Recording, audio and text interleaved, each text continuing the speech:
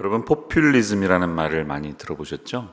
우리 현대 정치에는 1940년대 아르헨티나의 페론 정부의 예를 많이 드는데요. 사실 포퓰리즘의 역사는 오래됐습니다. 포퓰리즘의 기원을 놓고 의견이 분분한데요. 고대 로마 시대 정치가들은 인민들을 위해서 공짜 빵과 서커스를 제공했다고 합니다. 그 서커스에서 가장 인기 있는 것이 바로 콜로세움에서 벌어지는 사람과 맹수의 싸움이나 검투사들끼리의 생사를 건 결투였습니다. 개인적인 야망을 위해서 이런 식으로 대중의 인기에 영합한 선동적인 그 당시 정치가들을 포퓰라레스라고 불렀다고 합니다. 그러니까 포퓰리즘의 역사는 굉장히 긴 것이죠. 확고한 어떤 정치적인 철학 없이 단순히 잘못된 포퓰리즘에 영합해서 대중들의 목소리에 따라가는, 그래서 무죄한 의인을 십자가에 처형한 한 사람의 이야기를 우리는 잘 압니다. 그가 바로 본디오 빌라도입니다. 기독교 2000년 역사에서 가룟 유다와 함께 두고두고 많은 그리스도인들의 공공의 적으로 회자되는 사람이고, 심지어는 매주일마다 사도신경 속에 그의 이름이 등장하는 불행한 인생을 사는 사람입니다. 그는 주후 26년에서 36년 정도, 약 10여 년 동안, 그러니까 예수님의 공생애 때와 겹치죠. 그때 유대 지방을 다스렸던 총독이었습니다. 로마 제국의 한 프로빈스, 행정구역을 다스렸는데, 우리가 잘 아는 것처럼 유대 지역은 민족주의적인 색채가 강하지 않습니까? 종교성도 탁월하지 않습니까? 그러니까 로마 관료들이 그곳에 부임하기를 꺼렸습니다. 그는 예수님의 공적 활동과 시공간적으로 불가분의 관계를 맺을 수밖에 없었던 사람이었는데요. 그 까다로운 유대 지역의 총독으로 부임했다는 것은 그가 어느 정도 로마 관료 중에 경험을 많이 쌓은 사람이었고 노회한 정치가임을 알 수가 있습니다. 예수님과 같은 시대를 살았던 신학자 중에 필로라는 사람이 있는데, 필로는 빌라도를 거칠고 악의가 있고 잔인한 인물이었다, 이렇게 평하고 있습니다. 빌라도는 유대 지역을 관할하면서 여러 번 정치적인 자충수를 두기도 했습니다. 예를 들면 예루살렘으로 물을 끌어들이는 수로 건설에 드는 비용을 마련하기 위해서 유대인들의 성전 금고에서 돈을 빼앗았습니다. 탈취했습니다. 당연히 유대인들이 격렬히 항의할 수밖에 없었고, 이것을 진압하는 과정에서 수많은 유대인들의 목숨이 빼앗겼습니다. 그러니까 언파퓰러한 사람이었죠. 그리고 드디어 운명의 날 아침, 그는 예수님을 드디어 직접 대면하게 됩니다. 우리가 잘 아는 요한복음 18장, 19장의 이야기입니다. 6월절에 제사장과 사두개인들의 사주를 받은 유대 군중들은 이제 거친 크라우드가 됐습니다. 막 목소리가 커진 그 이른 새벽에 아주 엄청난 군중들이 됐습니다. 그들이 빌라도 앞으로 예수님을 끌고 와서 십자가에 처형하라고 아주 거칠게 몰아세웠습니다. 그의 죄는 신성 모독과 성전 파괴와 가이사에게 세금을 내지 말라고 선동했다, 이렇게 죄목을 뒤집어 씌웠습니다. 당시 제사장들과 사두개인들에게 노란한 유대 군중과 그들의 압력에 무릎 꿇은 빌라도의 정치적인 선택으로 인해서 주님은 마침내 십자가 처형을 당하게 되시죠. 우리가 너무 잘 아는 스토리입니다. 그 중에 저는 그의 한 발언을 오늘 함께 보았습니다. 보라, 이 사람이로다. 몇 번 그는 예수님과 질문을 합니다. 본문을 잠시 살펴보면 18장 33절로 가시면 예수님을 만나고 나서 몇 가지 질문을 하는데요. 33절에 내가 유대인의 왕이냐, 이렇게 묻습니다. 그러니까 예수님이 되묻히시죠. 네가 스스로 생각하는 거야? 아니면 다른 사람들이 하는 말이야? 하니까 제대로 말을 해. 이렇게 다시 되물으니까 예수님이 정답을 말하면 내 나라는 이 세상에 속한 게 아니야. 그는 처음 듣는 이야기를 하십니다. 그런데 37절에서 그는 뭔가 느낌이 왔겠죠. 그럼에도 그래서 왕이라는 거야, 아니라는 거야? So you are a king? 라고 묻습니다. 그때 예수님이 네 말처럼 내가 왕이다, 이것을 위해 이 땅에 왔다, 그렇게 말씀하시는데 38절에 의미심장한 질문을 던집니다. 진리가 무엇이냐? 이것이 What is truth? 여러분들도 사춘기를 지나면서 이런 질문을 한 번쯤은 해보셨죠? 모든 사람들이 진리가 무엇이냐라는 질문을 합니다. 근데 이 대화 속에서 갑자기 뜬금없이 나온 질문이에요. 어떤 일이 있었을까요? 우리 중 누구라도 하나님의 아들이신 예수님을 만났다면 그분의 아우라에서 오는 느낌이 올 것 같아요. 그런 상상을 해봅니다. 예수님을 직접 만났다면 어땠을까?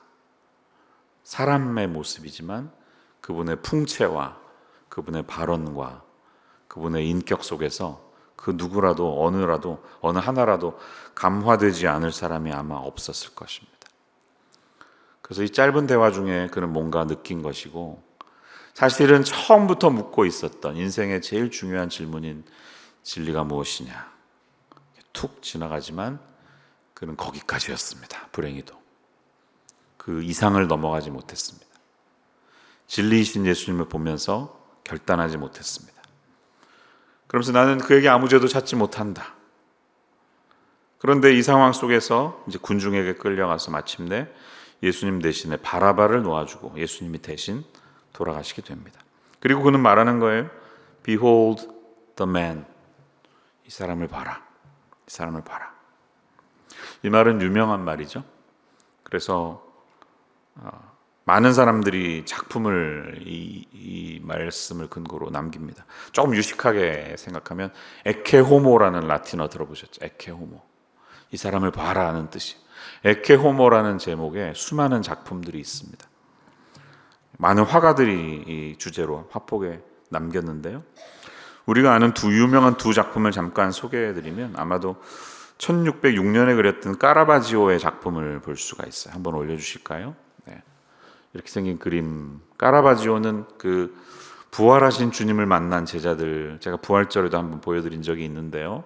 그것으로 유명한 사람인데, 유독 이 그림에서는 예수님의 오른편에 있는 빌라도가 굉장히 자신 있어 하는 표정으로, 나는 그냥 할 걸 했다 하는 표정으로 그렇게 서 있는 모습을 봅니다. 왕이신 예수님께서 왕의 대우를 해준다고 해서 금관 대신에 가시관을 굉장히 연약하게 써 계시고, 왕이 들고 있는 막대기 대신에 연약한 갈대나무를 들고 있는 그런 당시의 심정을 잘 표현하고 있습니다. 또 다른 작품은 치세리라고 하는 사람의 1871년 작품을 기억하실 텐데, 이 작품도 아마 유명하죠. 이 작품의 특성은 예수님과 빌라도를 그림을 보는 사람들이 보는 것이 아니라 그림을 보는 사람들은 군중을 보게 되어 있다는 것입니다. 치세리는 아마 우리에게도 이렇게 묻는 것 같습니다. 그것이 당신이 아닙니까? 저 군중 속에 한 사람이 당신이 아닙니까? 당신은 이 사람을 어떻게 보고 있습니까? 아마 이렇게 묻고 있는 것 같습니다. 이렇게 그림 두 가지만 이렇게 상상을 해도 화가들이 그림을 그리면서 품었던 그들의 깊은 묵상의 흔적이 느껴집니다. 네, 감사합니다.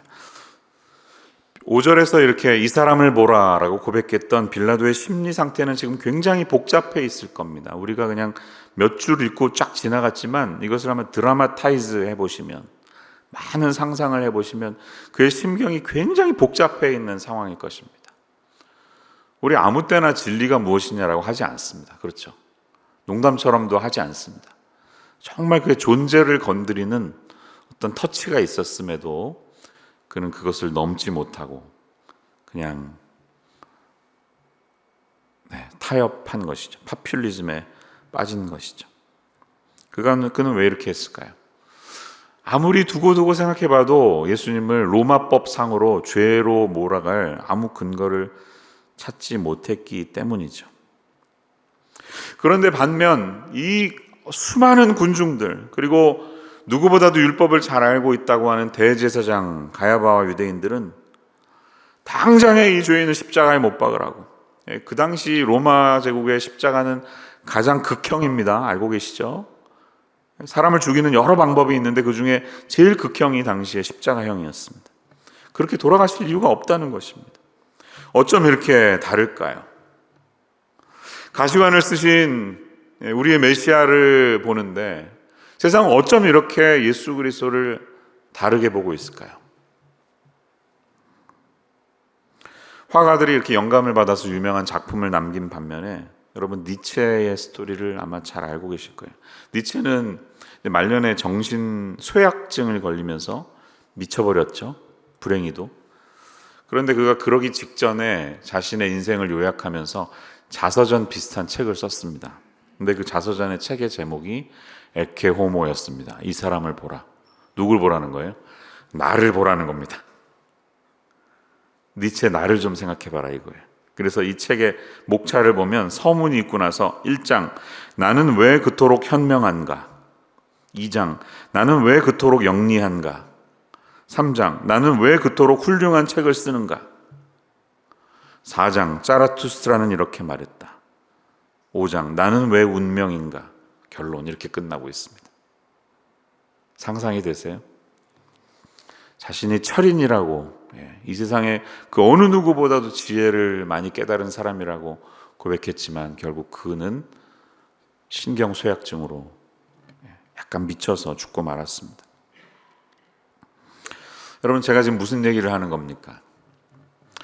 예수님을 바라보는 여러 시각이 있습니다. 어떤 사람은 매지션, 마술사로 생각합니다.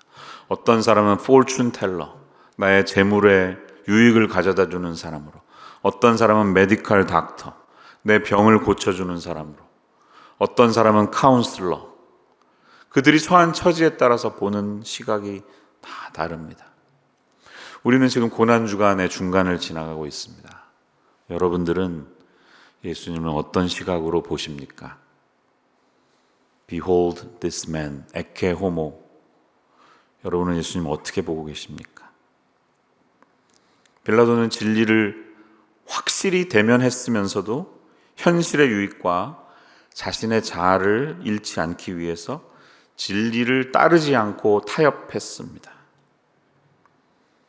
우리 믿는 사람들도 겉으로는 신앙생활 잘하는 것 같지만 우리의 일상에서, 우리의 내면에서 이런저런 타협하면서 아직도 내 속에 내가 너무 많아서 우리의 자아를 주님께 드리지 못하는 일들이 굉장히 많죠. 에케 호모, 예수님을 보십시오. 그리고 그분 앞에 서 있는 자신의 모습을 보시고 이 질문 앞에 오늘 우리가 기도하면서 답변했으면 좋겠습니다. 어떤 상황 가운데에서도 진리와 타협하지 않는, 진리 편에 서서 진리를 따를 수 있는, 우리의 구원자 되시는 예수님 한 분을 바라볼 수 있는 저와 여러분의 인생 되시기를 바랍니다. 세 번째 그림을 좀 더 제가 강조하고 싶었어요. 에케 호모라는 세 번째 작품은 도메니코 페티라는 사람이 그린 그림입니다. 17세기 초 1900년대 초반에 그린 작품입니다. 이 그림을 한번 자세히 보세요. 여기에는 예수님은 가시로 만든 관을 쓰시고 얼굴에 피가 흐르고 있고 말없이 고개를 떨구고 있습니다. 그런데 이 그림은 많은 사람들의 인생에 터치를 줬습니다. 영국의 프란시스 리들리 하루갈이라는 여인이 있는데요. 그가 독일에 유학을 갔다가 비르츠부그에 있는 이 사람을 보라 에케 호모를 보았습니다. 그림을 보는 순간에 크게 은혜를 받고 찬송시를 썼는데요. 우리가 즐겨 부르는 찬송가 311장 내 너를 위하여입니다.